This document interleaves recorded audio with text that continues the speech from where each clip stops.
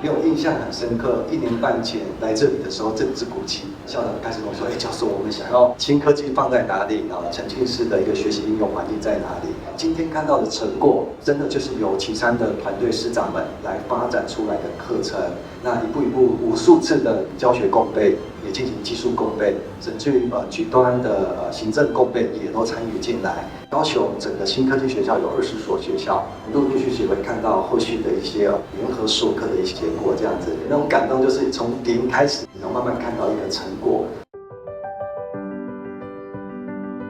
在5G 新科技学习示范学校计划当中，老师们很用心的去规划，在所谓的 SR 或者是 VR 这个课程，让孩子们做一个高层次、高互动的学习体验。高雄是山海河港市，是5种类型的城市样貌。它要如何让每一区的孩子都能学到这些课程，你就必须用 XR 去做，然后让两地互学。孩子们戴上头盔以后，他其实进入到了虚拟实境的情境里面。过去课堂他不易让孩子们看到的一些立体化的实物放到元宇宙平台上，进一步的去做一些教学互动，或者是让孩子们观察，这都是一个我们在现场看到一个蛮好的一些案例。直播共学的部分，让更多的偏乡的学生办法接触到优良的师资跟高画质、高互动的教材，这样子，唯有亲近，才有理解的可能。我借由这样子一个虚拟的课程还有教材，能够让我们学习不受到地域的一个限制，大家都能够享受到同等优质的一个学习的内容。这个是我们这个计划最想要做到的。会以这种3D 或虚拟的实境的一个学习，让我们学生就是获益更多。我想这也是教育部新科技应用计划最大的一个目标。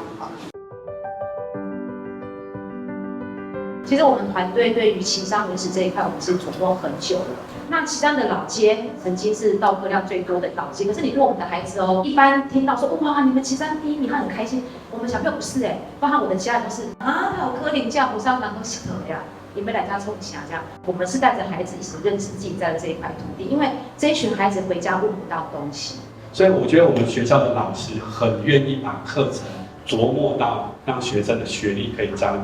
然后认识这块土地，在学习角度的时候，我都跟老师分享，请你不要把学生当学生，他是公民，他是消费者，角色就产生了，故事线就走出来。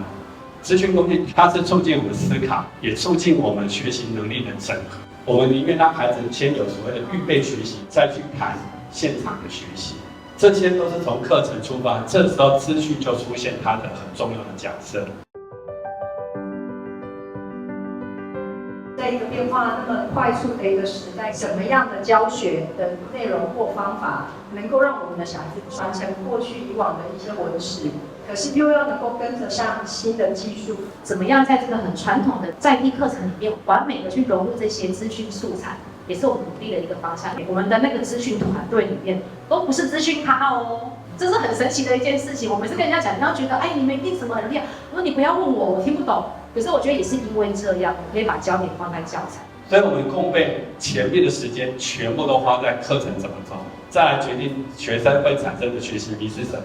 再来决定资讯科技进程。在这种新科技融入教学当中，必须先让老师们有机会接触，老师们了解这样的新科技设备以后，进一步的再去回头思考产生出来的教案，进行融入教学的使用。在我知道怎样子的设备呢去进行我的课程的时候，我就开始去规划我的课程。这些材料我确定完之后呢，我就拿着360的摄影机去取材、去拍摄、去拍照，甚至去录影，然后把这些做好的素材拿回到高雄大学去，请他们的助理呢帮我试试看能不能放在我的教学里面，把我的想法转换成我的教学。当你变成主播端这个角色的时候，你就要去思考说，我这个课程要怎么呈现给孩子。我一堂课我会把它切成3个部分，每隔10分钟呢，我都会有一个互动的活动，让学生呢去扫 QR code， 可以直接作答、直接调查、直接拍照，最后把它上传到一个平台。这样子即时互动呢，在主播端的老师他也可以监控到说学生他到底有没有在学习。老师们在这样的平台上，他可能会需要有3D 模型的上传功能，或者是说进一步的可以去将学习单放置在共学平台上，让老师们做教学规划的时候，给孩子做学习的指引跟讨论。当主播端他在上课的时候，收播端的老师其实要肩负到一个责任，要了解说主播端今天上的内容是什么，它的进程是什么，它的方式是什么。这样子呢，我们在现场去做应用或者是立即的去做协助。立即做协助这个部分非常的重要，因为它会影响到孩子他在上课的时候有没有真正的学习到。比如说主播端讲到某一个概念，但是这个概念平时呢我们班的孩子呢没有接触到那么多，我就会利用画的或写的或者是重点提示的方式，让学生呢可以更容易的去了解主播端在说什么样子的内容。我们跟高雄大学有合作，使用他们的教育元宇宙的，我就会发现说，第一个登录方便，第二个呢界面呢就很贴近国小学生的阶段，第三个呢它可以放进的素材呢自由度非常的高。我的课程需要哪些素材？我想要怎样子的互动？再把这些想法呢带到高雄大学端呢，跟他们去讨论的时候，透过不断的测试、不断的除错，到最后呈现在孩子面前，就是一个很顺的课程。教育元宇宙的部分具有后台功能，可以进一步的去解读学生的行为。就是刚刚10点28分，旗山国小、冈山国小跟大同国小3所学校一起在元宇宙里面共学的学生行为。右边的那个黄色的沙发，好像3-4位小弟在里面做讨论。那慢慢的我们就看到说，有其他人跑过去关心他们哦。甚至于你可以进一步去看到说，有几位小朋友他都没有反应的，比如我们画面正中央最上方的那个，从头到尾站在那边。可是呢，他在那边不一定他没有在学习，他可能在观察现象。这一块其实可以看到学生在学习课堂的课室上，他的自我管理还有社交状态。只要一上完课，这个学习动能马上就写到系统平台，是及时的，所以老师们就可以马上显示孩子的学习状态。透过科技的加入，去辅助教育，让教育的现场更方便、更容易使用。根据一个整个学习的状态，所有的数据都会在系统里面，比较可以避免学生在元宇宙里面迷路，是玩游戏甚至逛街他没有在学习。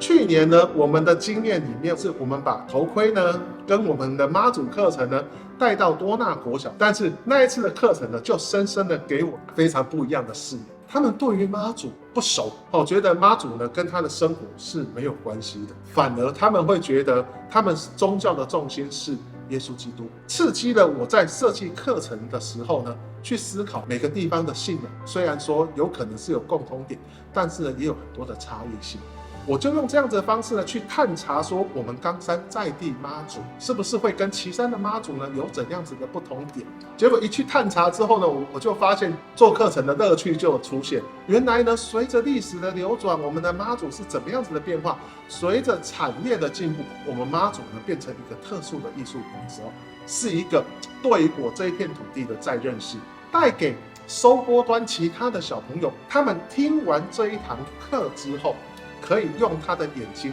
用他的脚，亲自的到自己的社区走一走，拜访这些庙，甚至拜访这些教堂，去了解说，保卫我在地的神奇是哪一些？培养说他们对在地的文化的情感跟爱惜。每一块土地都有它背后的一个故事，学生每一次的发表也有他的故事。我们要如何让故事串接起来，